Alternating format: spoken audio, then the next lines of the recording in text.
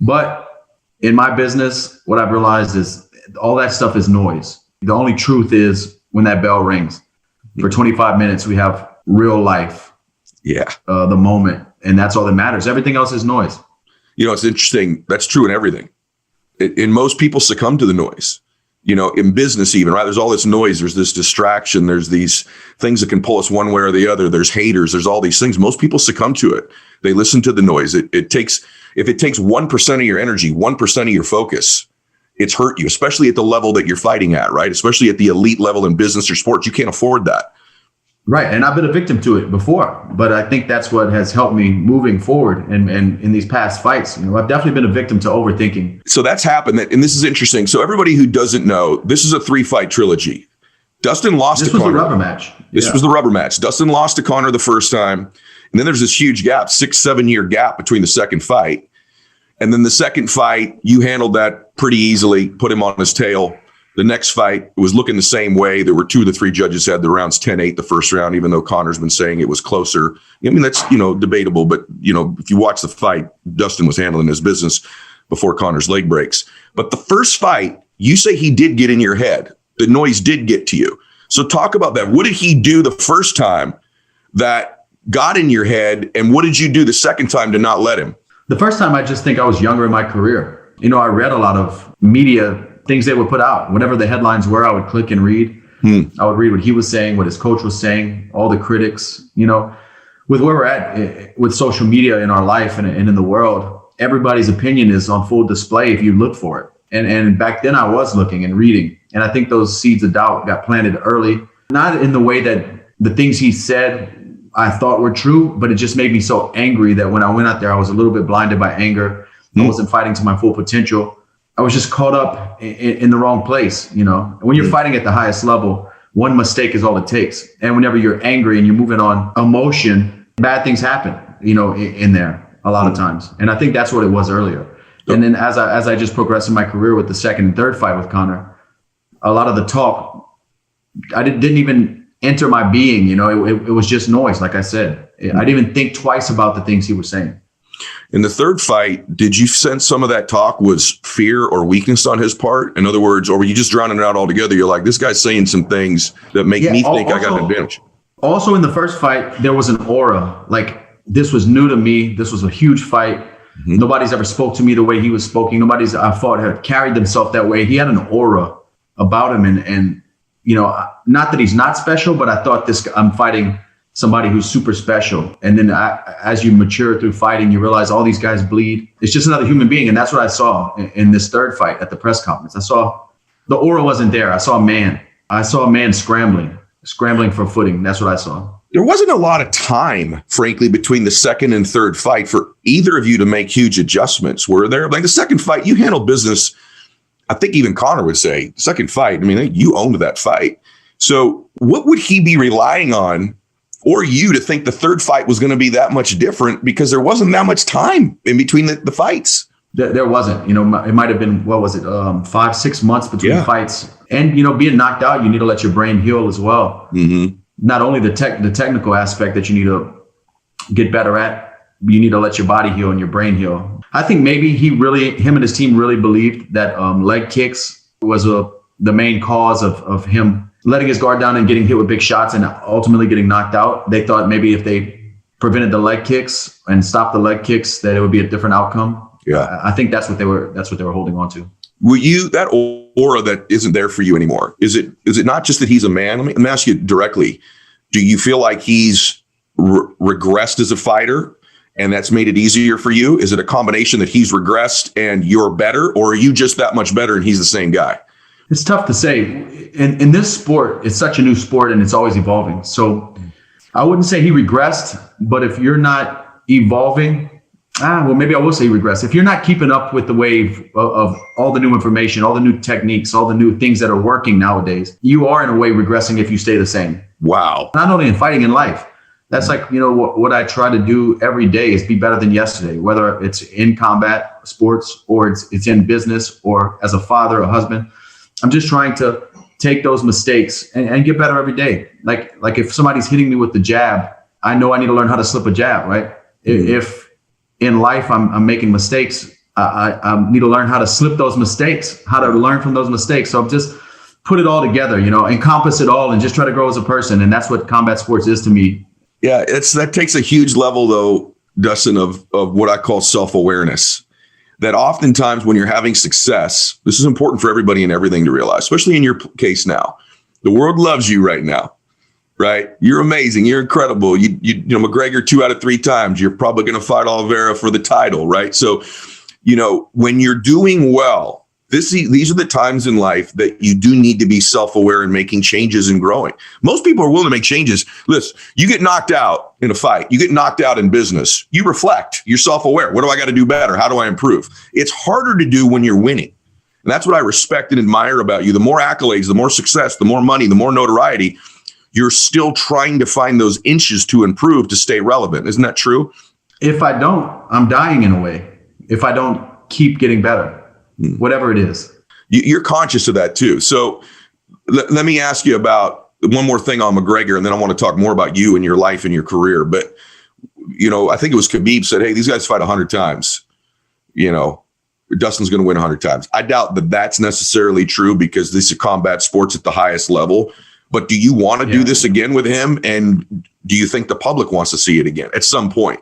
He has such a big fan base who believes that if his leg wouldn't have broke, maybe he could have came back and maybe he could have landed a shot that stopped the fight or whatever. And then that could happen in anything. Maybe if I'd have bought a lottery ticket yesterday, I would have won the lottery. Anything's possible, right? Anything's possible. I definitely think an interest is there for a 4th fight, but he has a long road to recovery ahead. No telling what's going to happen with me moving forward, what fights I'm going to get. And, a lot of things have to happen before that 4th fight is even a reality. But it's possible that could come about. I think the fans would still want to watch it. I'm sort of struck. You're being kind to him. I'm sort of struck that, this is pretty recent, some of the things that he said. And it impresses me, your composure, your poise. You showed it that night. You showed it afterwards. You really haven't done an interview since then until now. But I'm struck by the fact that you still seem to be maintaining your composure.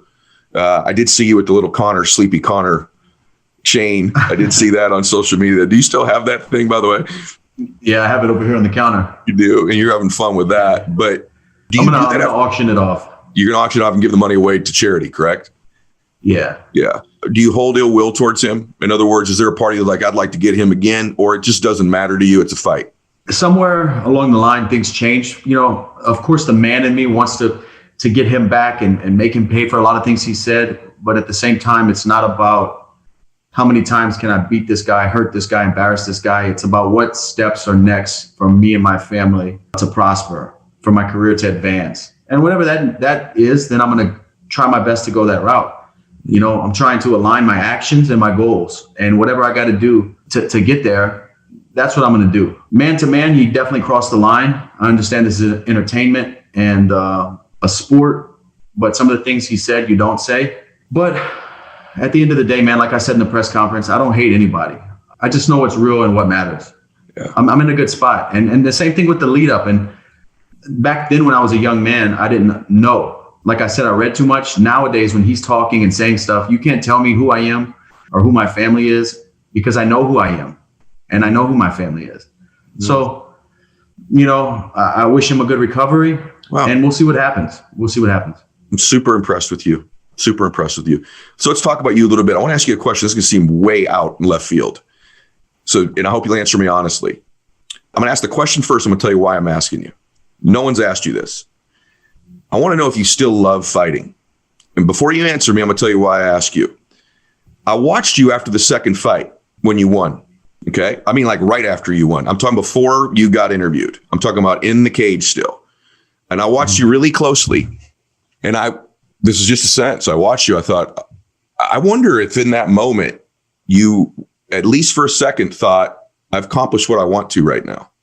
And just for that moment, was there any part of you, I'm curious about this, that went, this is it. And I know then the interview starts, then, wow, this is McGregor. There's money. There's more fights. There's my career. I can get the belt. Do you still love it? And has there been any point recently, the last year or two, where you've thought about the end of it? And even though you're such a young man, you're at the top of the sport. but it's just a sense I had in watching you that I was curious about. So the business of fighting, I don't like. The only thing I love about combat sports is that 25 minutes. That's the only thing I love about this anymore. Of course, let me take that back. I love the camaraderie at the gym. I love being around my friends, working on different things, showing up every day, pushing each other. I enjoy that. But the entertainment side, being in the spotlight side, that's never a reason I laced up a pair of gloves from the beginning. And at the point I'm at in fighting, there is no just fighting. Every fight is so huge. There's so much media. You're in the spotlight. So many critics, so many voices, and so much noise surrounding these fights. It's turning me off. I don't like that. The only thing I like is the fight, because that's the only thing that's real and true about this to me anymore. The media can twist and put whatever they want out. The sheep run and believe it. The company itself can build somebody up. Of course, that person has to win fights, but they can build somebody up and everybody believes everything that they say.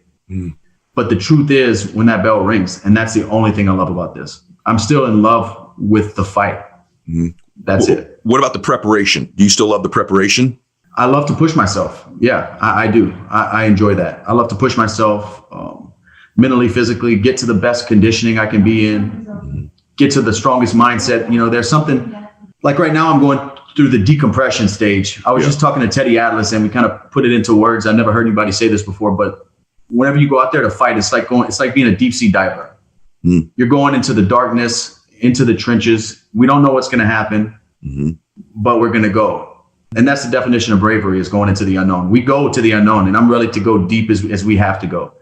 But after all that happens, we have to come back to the surface, and you have to decompress. You can't just come right back. So that's what I'm going through right now. I'm decompressing. I'm getting my body back used to this everyday lifestyle. So, there are a few things I do enjoy about it, but besides the fight, I don't love anything like the fight, man. I appreciate you being honest, because I had read that on you. And the other question, I for years, I can't fight forever. And I've been fighting a long time. I have 46 fights. I've been in the UFC for over 10 years, fought the best of the best, and I still feel good. Like I said before, there's tread on these tires. Yeah. It's just strategically hitting that gas pedal now. And the goal is to come out with my faculties, come out healthy, come out in a good spot for my family. So we'll see. But we'll see what happens. I've always been so focused on plan A that I didn't even look at plan B because I couldn't take my eyes off the road. So we'll see what happens, man. But I still feel good. And I know I have a lot in me to give. One of my favorite answers ever on the show. One of the most honest answers ever. Most guys mid-career at your stage aren't unwilling to, kind of admit that. And so I really appreciate I read it on you. And I'm super impressed with you. Super impressed. You do have a career post fighting in whatever the heck it is you want to do, just because of your self-awareness and your growth.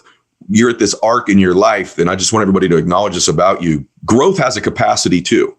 So sometimes people, even in a sport, they blossom later in their career because their growth capacity expands as they work, right? Personal growth is that way too, that, when you begin to grow as a human being, your capacity to grow more continues. And I look at you, I'm reading about you, man. And I know a lot of people, like we've talked before we went on air here, is like, we have a bunch of mutual friends, and what you've turned your life into. I just want people that have children or that are in a bad spot right now just to realize what's possible. You didn't finish high school because you're getting in so much trouble fighting and getting in trouble, correct? Yeah, I never finished the 9th grade. That's even finished the 9th. That's incredible. And then you turn this into, you're not only a person, brother, because of the platform you're on that people admire as a fighter, but you really are starting to show young men how a young man ought to hold himself, in my opinion, how he ought to be a husband, how he ought to be a leader, how he deals with adversity. What the heck happened in the last 20 years that has made you into this man that you've become? Because you certainly weren't on that track when you don't finish the 9th grade. What took place? I wish I could answer that. Wanting more for me and my family, and always keeping that mindset to learn, to not do the same, not make the same mistake twice. I try my best to learn. I'm not perfect, but I really mean well, and I'm flawed, as we all are. I'm flawed, but a diamond I am. I'm flawed, but a diamond I am. And I just do my best, man, to learn, to take lessons. I listen. I listen to people, and I listen to myself and try to learn. You have something all people who are in the prime of their life have, brother, that I just want. See, I think that when you're in the midst of being great at something, you don't appreciate it. You can't acknowledge it in yourself. You don't see the growth in you that other people see. But what you do every once in a while, like you get, is a glimpse like, wow, look what just happened.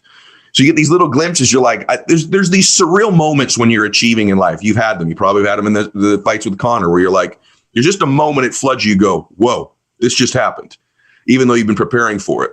But what you have that I think most happy people have, productive people have, is they toe this line, very fine line between confidence and humility. And we've all seen people err on the side of getting too overconfident with not enough humility, haven't we? And we see what happens to them. There's great examples you've been potentially in there with recently. And then there's that other line that we have to watch where we have tons of humility, but not enough self-confidence. And I think you've been that guy before too.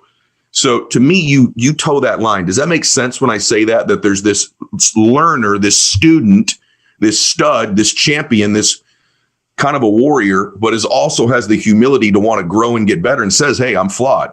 True? 100% true. And I try to preach that to these young fighters. Like, confidence is great and it's a key and you need it to fight another man at the highest level. You have to have it, but you also have to understand that you're not more human than human. You can be hurt. You know, I know going into these fights, no matter how good I've prepared, no matter how focused I am, one shot can turn the lights off. One mistake, I can get in a submission that I can't get out of. I understand those things. Yeah. There's always, you know, I'm not invincible. You find that out quick in fighting because if you're not humble, you might get on a run, you might get on a stretch, but you will be humbled at some point. Yeah. I think you find that out in life. I have, you know, I mean, no matter whatever run I'm on, God has a way eventually of going, hey, you're a human. Let me remind you of who's running the show here. Don't get, every time my ego's got the better of me, somehow life and God's had a way of just reminding me of my flaws and my weaknesses. And so I didn't realize those things until my 40s. The fact that you're realizing those things in your early 30s is very impressive to me. And the fact that you share it is why I do this show. Is because I get in the minds and the hearts of people achieving at the highest levels, no matter what it is. I've had people on here from every walk of life, from faith to sports to business to personal development to wellness. And I want to get in their mind and their prime. And a lot of the things you've learned, I think fighting in general is, there's a point where you do have a team. I love how much you acknowledge your team and Brown and these other people. You made a post today on social media about your team, right? You acknowledge them. But the thing about fighting that always has been special to me is that then there's a point where they close that cage and it's you and that other man. It's you and that other man, and all your preparation, all your team support, all the mental work, all the visualization, all the reps. It's you and that man. And that's special. I think that causes a human being to grow. I'm curious, in that moment, when you're in that moment and you're about to face that other man, right? Because we face that in life, in business. We face that moment of walking into the boardroom. If I don't get this deal, there's a sales guy out there right now. He's driving in his car, brother. He's driving to an appointment. He's getting fired up listening to the great, Dustin Poirier, and he's talking to MYLETT, and he's like, if I don't close this sale, my kids don't eat this week, right? That's that man he's facing, right? And I'm curious, guys, got chills saying that. And I'm curious for you, when you're about to face that man, what are you feeling? Are you just focused? Is there fear? Is there a combination of emotions? What is the dude feeling when Buffer, start screaming your name and pointing at you, and you're there all the way back to those days we're on the junior circuits and no one was screaming your name? What's that feeling like when you're man to man in there? There's definitely a roller coaster of emotions. Fight night, and even fight week, but fight night in the locker room and everything. Those are different emotions than what you're talking about right now. Whenever I walk out into those lights and my feet touch that canvas and I feel that canvas underneath my feet, the thinking's done.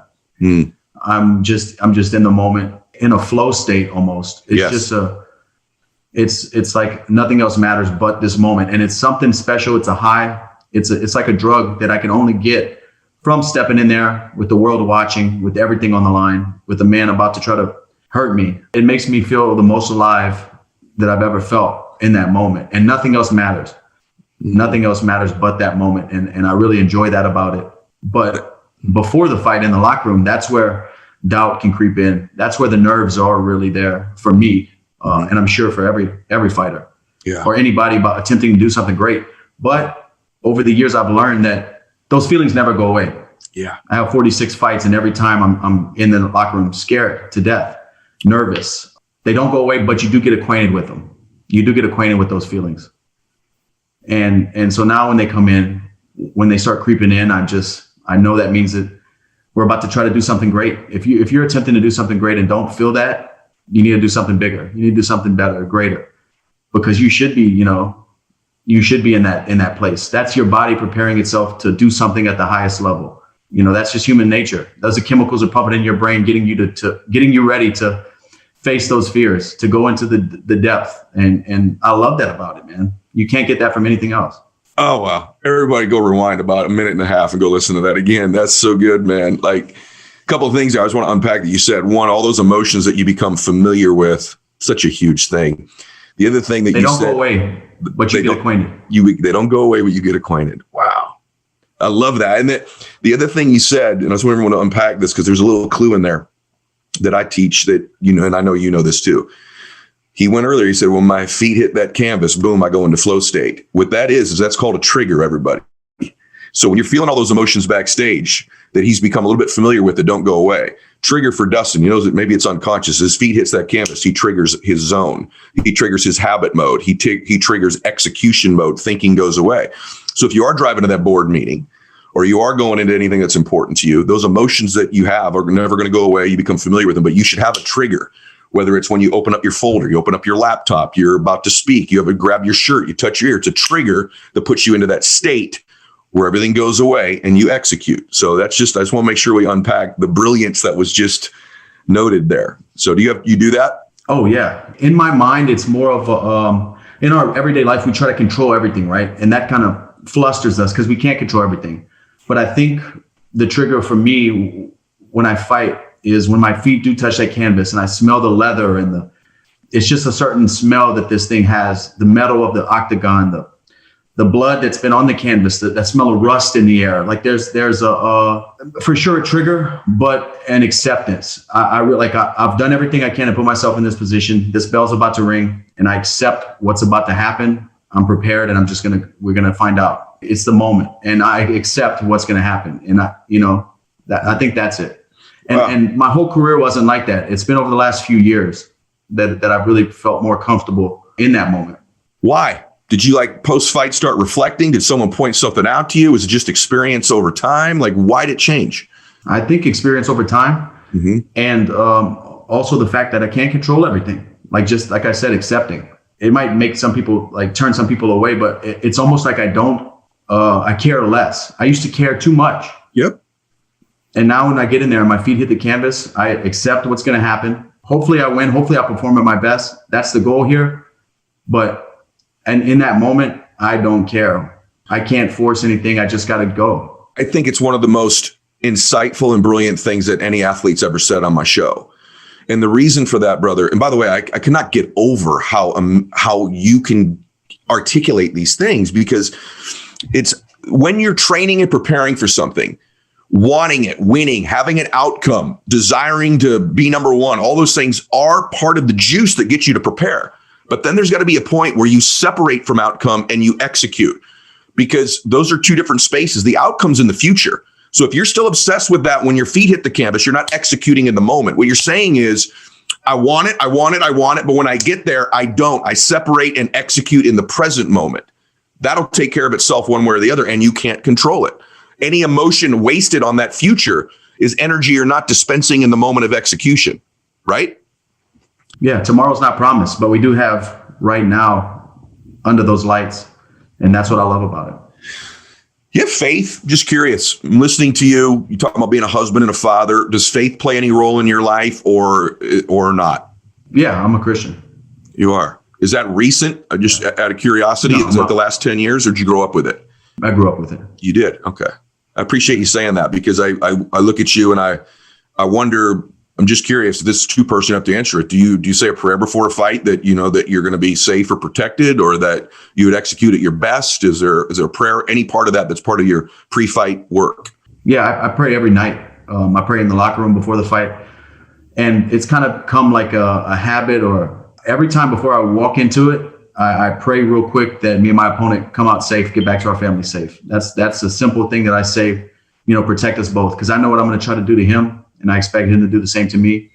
And at the end of the day, this is, it's a sport, but this is a war. And I know things happen, but I do say a quick prayer right before I walk in. But yeah, I pray every night.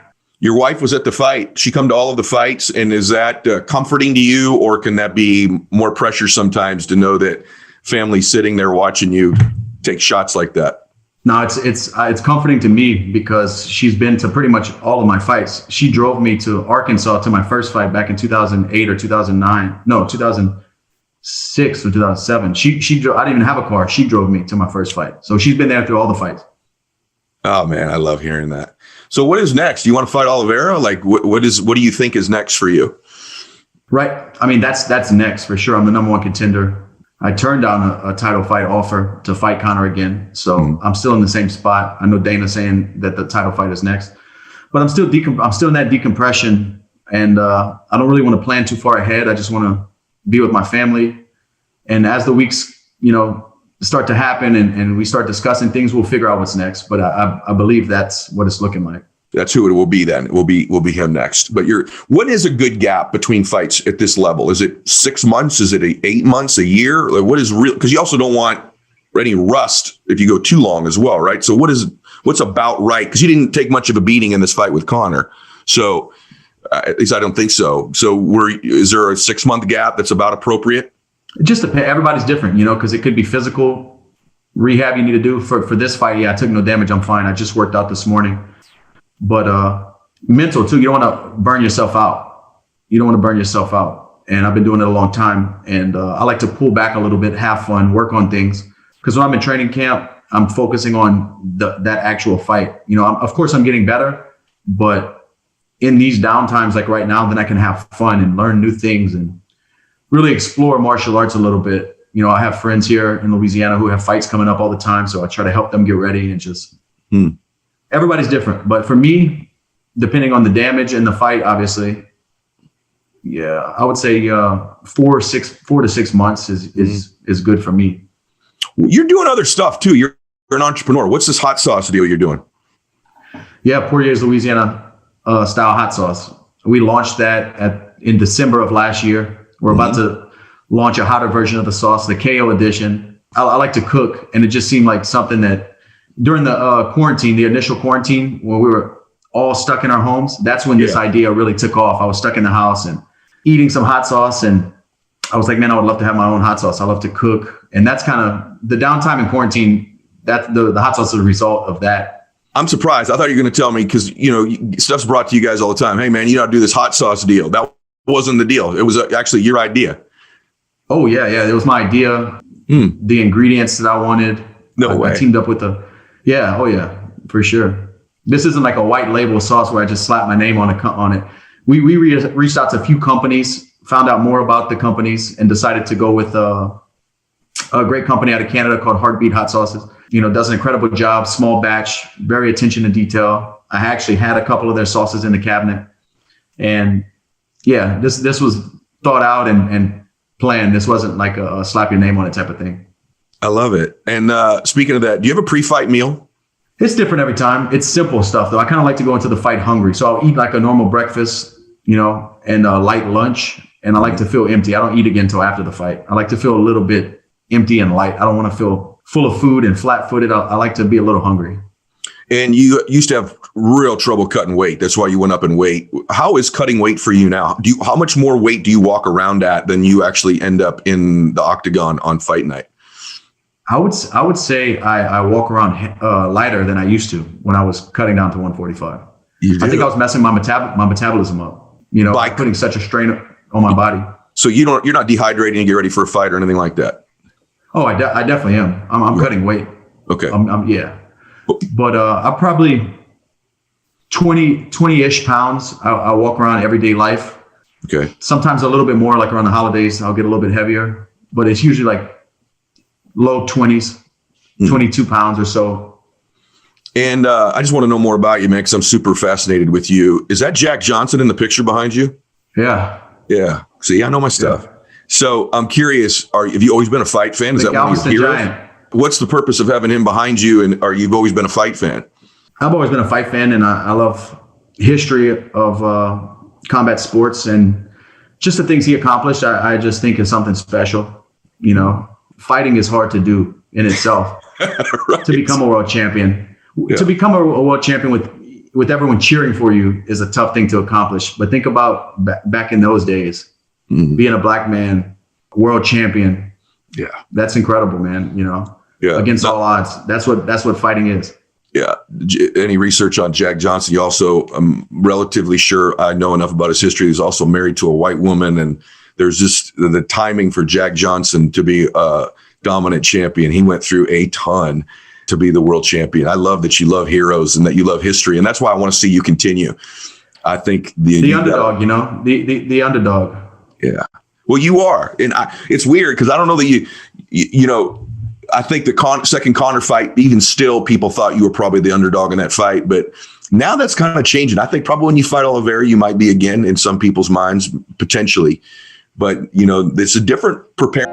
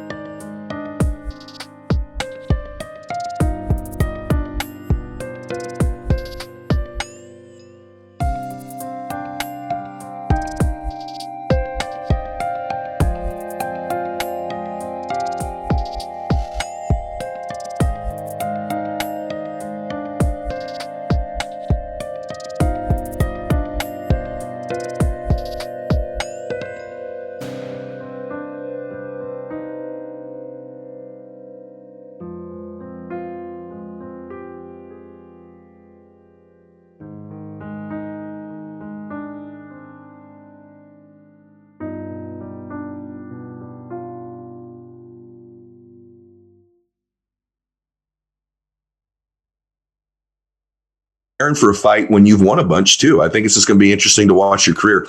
I'm curious about styles. I just want to ask you a couple things about styles. I know you're decompressing, but one of the things that, you know, is Conor has a really wide stance, and I've always wondered if someone like yourself would be more susceptible to leg kicks with that super wide stance. Also, the southpaw thing you have going.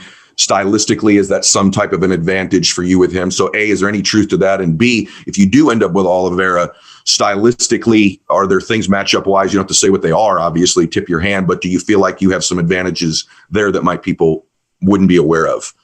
I do. Me and my coaches haven't started breaking down tape yet on Oliveira and looking for tendencies and openings. Mm-hmm. But I'm sure I'm confident we'll find them. With the Conor fight, yeah, if you're standing really wide like that, you can do in and out movement very quickly, very fast, and be a counterpuncher, which he's great at. That helps him with that. But having that leg so far out there, the calf kick, which is kind of, you know, new to mixed martial arts, it's just getting popular in the last couple of years. It kind of exposes your lower leg to being attacked. But yeah, I think he stands that way for more of his counterpunching in and out movement. Yeah, no question. I'm so excited to see you in this next fight. I think it's going to be awesome whenever it is. And then if you win that fight, my buddy Michael Chandler wins his, I'd love to see you guys together too. I think it'd be fascinating to see. But I had a couple more things I just want to ask you, and I'm just, you know, curious for you to answer for people. There's a lot of people that listen to my show that are running on a treadmill right now. They're at home with their family on YouTube watching it, or they're taking a walk and they're inspired by this man's story to go from not finishing high school to being just this unbelievable worldwide figure. And by the way, one thing about the UFC guys, it's a worldwide sport. When you're the world champion, you're the number one contender. That's in the world. You know, this isn't like, you know, most sports where there's 3 or 4 or 5 countries participating. You've got all the different styles. You've got people from every doggone continent that you're competing against to be number one. But if there's someone listening who goes, hey, man, I've got a dream too, but I'm kind of on my tail right now. Things are not going.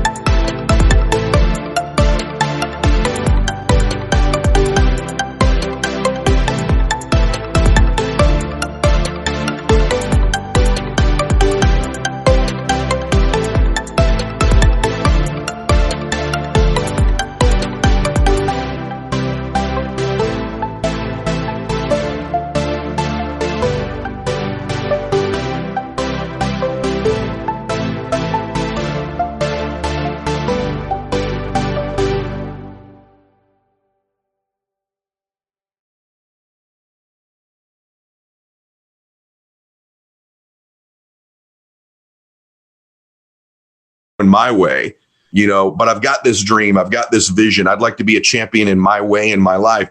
And they run into you at a Starbucks. They're like, hey, man, give me a little advice. What would you say to somebody who's trying to do something great with their life, but they're just not there right now? That's a deep one. But the word that comes to mind as soon as you ask that question is consistency. There's a lot of days that I don't want to go to the gym. There's a lot of days I don't want to get up and run miles in the morning, that I'm hurting or, just burn out. But I have to, but I do it. I do it. Consistency is the key, Time spent under that pressure, that's the key. Obviously, self-belief, work ethic, a lot of things play into accomplishing those big goals, but consistency. On the days you feel like you don't want to do it, that's when you need to do it. I really, really think consistency. And like you said, like self-evaluation, admit your wrongs and try to get better so you don't do it again. Try to tighten up all the gaps. Hold yourself accountable. I think you're amazing. I'm always struck by guys that are such badasses in one area of their life and have such stoic, quiet humility and kindness and